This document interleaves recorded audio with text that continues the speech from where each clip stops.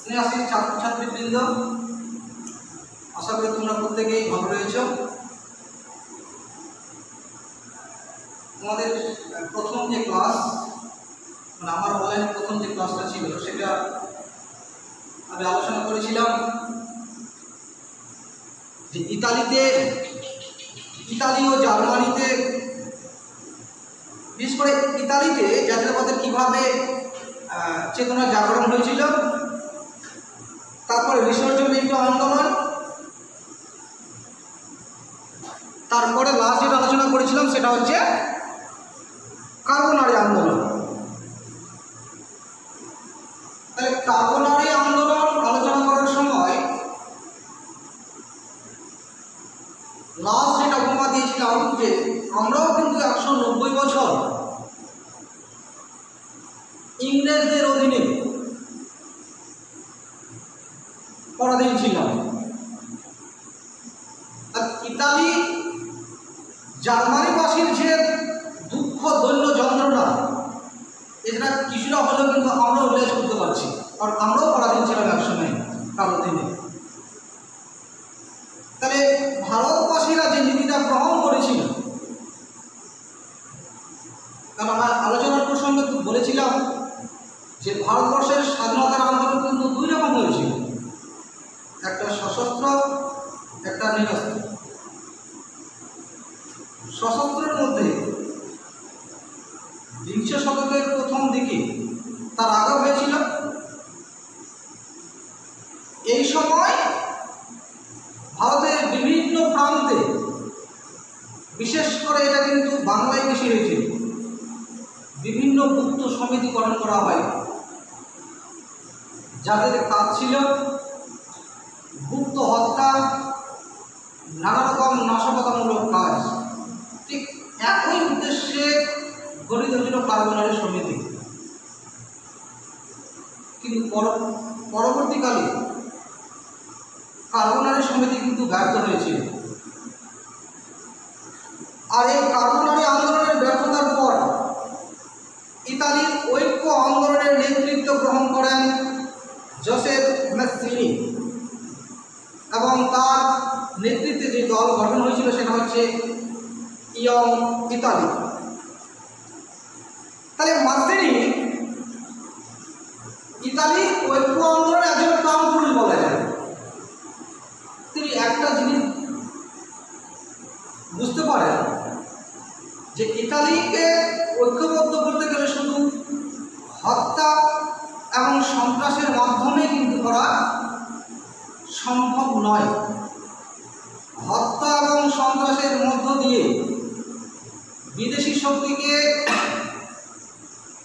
মুক্ত করা সম্ভব নয়। তাহলে তিনি কী ভাবলেন? তার চিন্তা ভাবনা হচ্ছে যে দেশের মানুষের মনের মধ্যে কীভাবে জাতীয়তাবাদের চেতনা জাগরণ করা যায়। আর এই দেশের মানুষের মধ্যে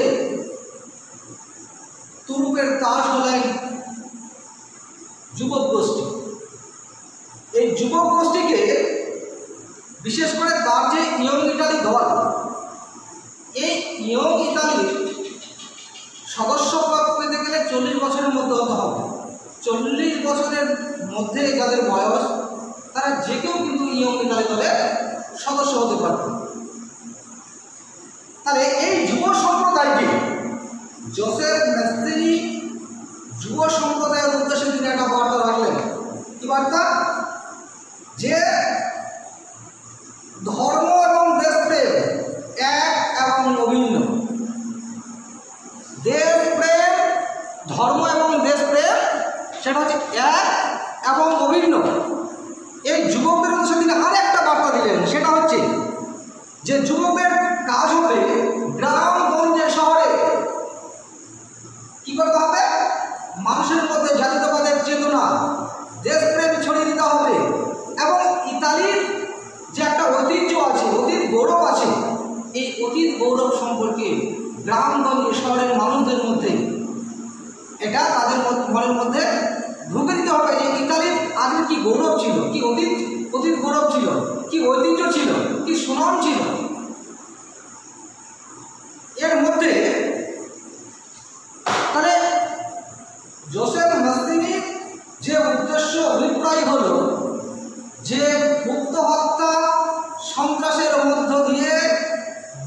শাসনকে মুক্ত করা যাবে না, ইতালিকে ঐক্যবদ্ধ করা যাবে না। কি করতে হবে? যে দেশের মানুষের মধ্যে একটা জনজাগরণ তৈরি করতে হবে, দেশের প্রতি ভালোবাসা, মমত্ব, দেশপ্রেম এটা জাগিয়ে তুলতে হবে। আমরা জানি যে জোসেফ ম্যাসোনি প্রথম জীবনে কার্বোনারি নামে এক গুপ্ত সমিতি যখন তিনি যোগ দিয়েছিলেন, এই যোগ দিয়ে ইতালিকে বিদেশি শাসনমুক্ত করার তিনি চেষ্টা করেন। কিন্তু কার্বোনারি আন্দোলনের দুর্বলতা উপলব্ধি করে যখন দেখছেন যে কার্বোনারি সমিতি একটা নির্দিষ্ট লক্ষ্যে পৌঁছাতে পারছে না, সেই সময় তিনি দল ত্যাগ করেন এবং বিদ্রোহের পরবর্তীকালে এই বিদ্রোহের প্রচলন দেওয়ার অভিযোগে তাকে কারাদণ্ড এবং নির্বাসন দেওয়া হয়, যার পরবর্তীকালে তিনি ম্যাসোনি নির্বাসন অবস্থায় কিন্তু জোসেফ ম্যাসোনিকে যখন নির্বাসন দেওয়া হয়, এই নির্বাসন থাকা অবস্থায় ফ্রান্সের মার্সাইল শহরে 1832 খ্রিস্টাব্দে ইয়ং ইতালি বা নব ইতালি নামে একটা যুবদল তিনি প্রতিষ্ঠা করেছিলেন। তাহলে তিনি আগে কার্বোনারি সমিতিতে তিনি যখন ছিলেন, কার্বোনারি সমিতি থেকে তিনি যখন তাকে যখন নির্বাসন দেওয়া হয়, নির্বাসন থাকাকালীন তার মনের মধ্যে একটা জিনিস আসে যে না, যে করে হোক ইতালিকে ঐক্যবদ্ধ করতে হবে, ইতালিকে বিদেশি শত্রুর হাত থেকে রক্ষা করতে হবে, যার জন্যই কিন্তু তিনি ইয়ং ইতালি দল গঠন করেছিলেন। এবং ইতালিকে মুক্ত করতে গেলে সমগ্র দেশবাসীর তো সাহায্য প্রয়োজন, কিন্তু সমস্ত দেশবাসীর মধ্যে তিনি যাদের বেছে নিয়েছেন সেটা হচ্ছে যে যুবক সম্প্রদায়। 1848 খ্রিস্টাব্দে ফ্রান্সে যখন ফেব্রুয়ারি বিপ্লব শুরু হয়, এই ফেব্রুয়ারি বিপ্লবের সময় তিনি নির্বাসন ছেড়ে ইতালিতে ফিরে ইয়ং ইতালির সম্প্রদায়ের ইয়ং ইতালির যারা সদস্য তাদের নিয়ে এই আন্দোলনে তিনি ঝাঁপিয়ে পড়েন এবং তার নেতৃত্বে বলতে জোসেফ ম্যাসোনির নেতৃত্বেই রোম ও টাস্কানিতে প্রজাতন্ত্র প্রতিষ্ঠিত হয়। কিন্তু এত কিছু করার পরেও এখানে তিনি ব্যর্থ হন। এই ব্যর্থতার যে অন্যতম যে কারণগুলি এখানে তুলে ধরা হয়েছে, তার মধ্যে অন্যতম কারণ হচ্ছে সংগঠনের দুর্বলতা। অস্ট্রিয়া এবং ফ্রান্স শক্তির সাঁড়াশি আক্রমণে দমন নীতির ফলে কি হলো, ইতালির ম্যাসোনির যে আন্দোলন, এই আন্দোলনটা ব্যর্থ হল। অত্যন্ত পরিতাপের বিষয় এখানে তাকে বাকি জীবনটা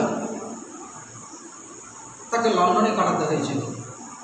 তাহলে এখানেও কিন্তু তার যে দীর্ঘদিনের যে একটা স্বপ্ন, অভিপ্রায়, ইচ্ছা ছিল যে ইতালিকে বিদেশি শক্তির হাত থেকে তিনি মুক্ত করবেন, এখানে কিন্তু শেষ পর্যন্ত তিনি সফল হতে পারেননি। তাহলে এখানে যেটা বলা যায় সেটা হচ্ছে জোসেফ ম্যাসোনি ও ইয়ং ইতালি আন্দোলন। তাহলে প্রশ্নটা এরকম হতে পারে, হয়ে থাকে যে ইয়ং ইতালি আন্দোলন টিকা লেখা বা ইয়ং ইতালি আন্দোলনে জোসেফ ম্যাসোনির অবদান কি ছিল? ইয়ং ইতালি আন্দোলনে জোসেফ ম্যাসোনির ভূমিকা বা অবদান কি ছিল? সেকেন্ড যেটা আমি আলোচনা করব সেটা হচ্ছে যে কাউন্ট ড্রাগুন ও ইতালির ঐক্য আন্দোলন। আবার একই রকম প্রশ্ন হবে যে ইতালির ঐক্য আন্দোলনে কাউন্ট ড্রাগুনের অবদান বা ভূমিকা কি ছিল? তাহলে এখানে তিনি ইতালির ঐক্য আন্দোলনে তিনি ব্যর্থ হলেন। তার লক্ষ্য অভিপ্রায় কি ছিল? ইতালি তো না, গোটা বিশ্বের মানুষ কিন্তু আমরা এখন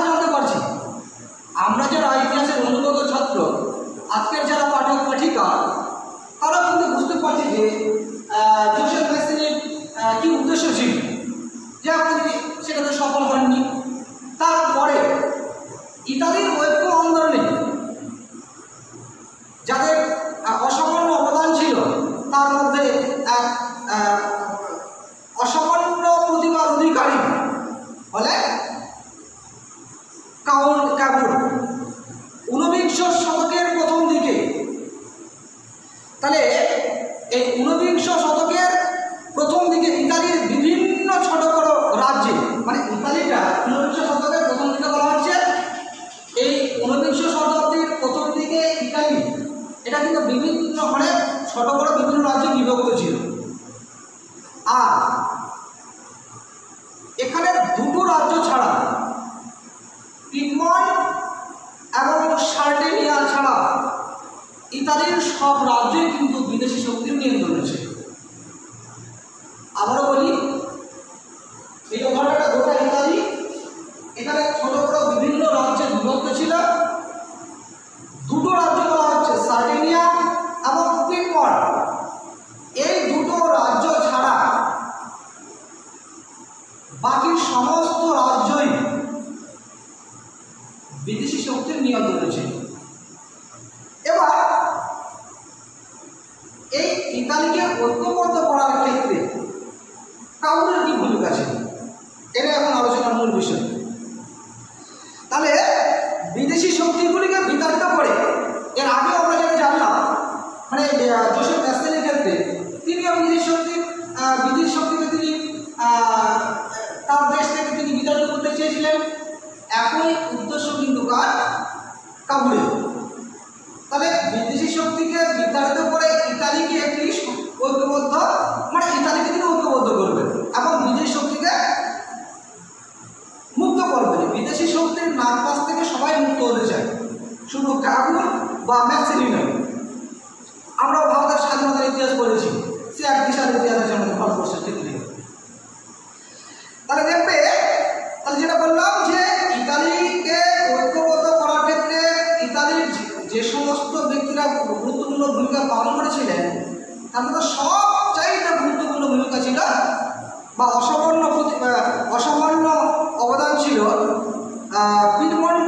পিডমন্টের প্রধানমন্ত্রী, যার পুরো নাম হচ্ছে কাউন্ট ক্যামিলো বেনসো ডি কাবুল। এবার প্রত্যেকটা ব্যক্তি দেখবে তার মতাদর্শ বা আদর্শ কিন্তু আলাদা আলাদা। এর আগে যেটা আমরা আলোচনা করলাম, জোসেফ ম্যাসিনির ক্ষেত্রে তিনি কিন্তু বিদেশি শক্তির সাহায্য ছাড়াই তিনি তার দেশকে ঐক্যবদ্ধ বা বিদেশি শক্তিকে মুক্ত করতে চেয়েছিলেন। এখানে কিন্তু একটু আলাদা।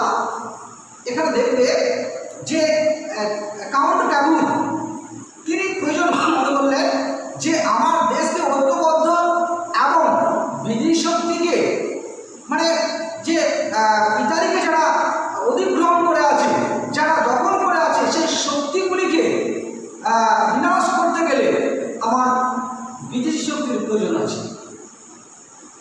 2, পিডমন্ট সার্ডিনিয়ার স্যাভয় রাজবংশের অধীনে ইতালিকে ঐক্যবদ্ধ করতে হবে। এটা ছিল কাবুলের আদর্শ। 1, তিনি বিদেশি শক্তির সাহায্যে দেশকে ঐক্যবদ্ধ করতে চেয়েছিলেন। 2 হচ্ছে যে পিডমন্ট সার্ডিনিয়ার স্যাভয় রাজবংশের অধীনে ইতালিকে ঐক্যবদ্ধ করতে চেয়েছিলেন। এবার পরে যেটা দেখবে সেটা হচ্ছে যে আমি তো বিদেশি শক্তির কথা বললাম, তাহলে বিদেশি শক্তির সাহায্যের লাভের উদ্দেশ্যে বিদেশি একটা ধরে নাও ভারতবর্ষের সঙ্গে ভারতবর্ষের যারা শত্রু রাষ্ট্র, সেই দেশের সঙ্গে যদি যুদ্ধ হয়, তাহলে আমরা তো তৃতীয় কোনো শক্তির সাহায্য প্রার্থনা করবো। তো তৃতীয় শক্তি কখন সাহায্য প্রার্থনা করবে? যখন তাদের সঙ্গে একটা মধুর সম্পর্ক থাকবে, তাই তো? এখানে দেখবে যে বিদেশি শক্তির সাহায্য লাভের উদ্দেশ্যে কাবুল কি করলেন? ক্রিমিয়ার যুদ্ধ। এই ক্রিমিয়ার যুদ্ধে পিডমন্টের বাহিনীকে রাশিয়ার বিরুদ্ধে পাঠিয়ে ইংল্যান্ড ও ফ্রান্সকে সহায়তা করেন। এখানে ঠিক কাহিনী বলি, শত্রুর শত্রু মিত্র হয়। একসময় ভারতের স্বাধীনতা সংগ্রামীরাও, বিশেষ করে আমি নেতাজি সুভাষচন্দ্র বসুর কথা বলবো, তিনিও এক পর্যন্ত উপলব্ধি করেছিলেন যে ভারতকে ব্রিটিশ শাসনের হাত থেকে রক্ষা করতে গেলে ইংল্যান্ডের বিপক্ষে পৃথিবীর যে সমস্ত রাষ্ট্র আছে সে সমস্ত রাষ্ট্রের সহযোগিতা প্রয়োজন। এখানে কিন্তু দেখা গেল মানে কাউন্টকে এই জন্য বলা হয়, একটা খুব ভালো কথা বলা হয় যে কাউন্টের প্রসঙ্গে, যে ইতালির ঐক্য আন্দোলনের যাকে মস্তিষ্ক বলা হয়, তিনি প্রয়োজন মনে করলেন যে ক্রিমিয়ার যুদ্ধে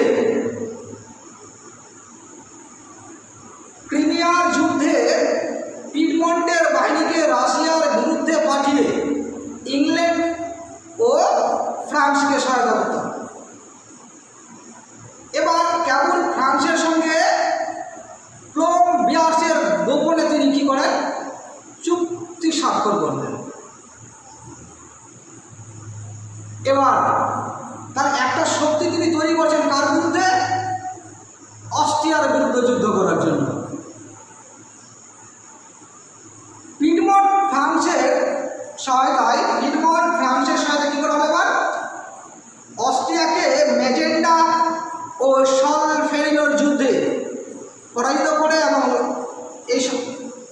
সেই শক্তিটাকে পরাজিত করা হলো, পরাজিত করে লম্বার্ডি দখল করে নেয়।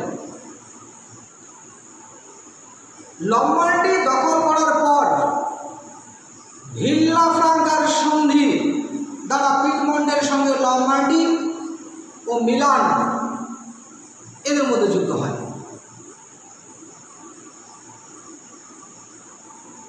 কাবুর যখন অশ্বমেধের ঘোড়ার মতো দেশকে ঐক্যবদ্ধ করার জন্য তিনি ছুটে চলছেন, ঠিক সেই সময়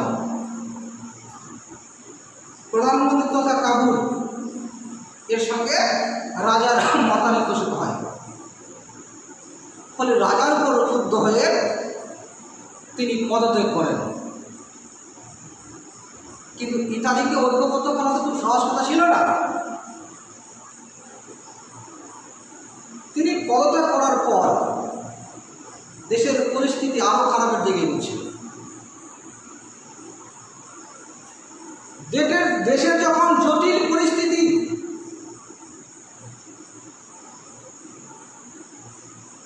ঠিক এই সময় তিনি বাধ্য হয়ে আবার তিনি প্রধানমন্ত্রীর পদ গ্রহণ করেন এবং ফ্রান্সের সঙ্গে এক বোঝাপড়া করেন তিনি। এর দ্বারা কি হলো, এই বোঝাপড়ার দ্বারা স্থিরায় বা তাদের সিদ্ধান্ত হয় যে ফ্রান্স মধ্য ইতালির ওই রাজ্যগুলির সংযুক্তিতে আপত্তি করবে না। ফ্রান্স এর বিনিময়ে ইতালির সেবয় ও নিজ লাভ করবে। শীঘ্রই গণভোটের মাধ্যমে পিডমন্টের সঙ্গে মধ্য ইতালির রাজ্যগুলি যুক্ত হবে বা তাদের মধ্যে একটা আনুষ্ঠানিক হয়ে যায়।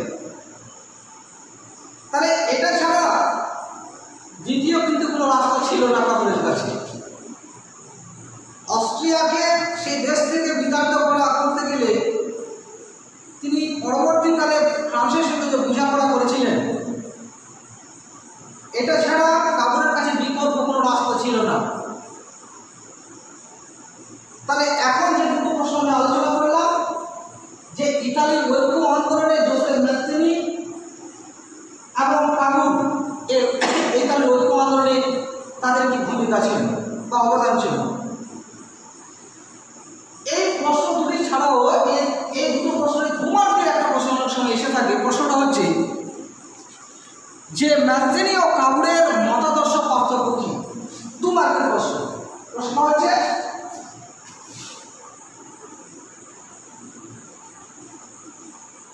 জোসেফ ম্যাত্সিনি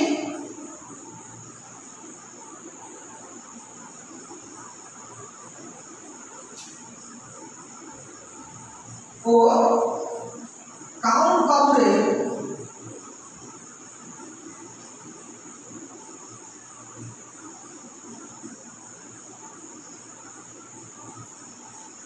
মতাদর্শগত পার্থক্য কি?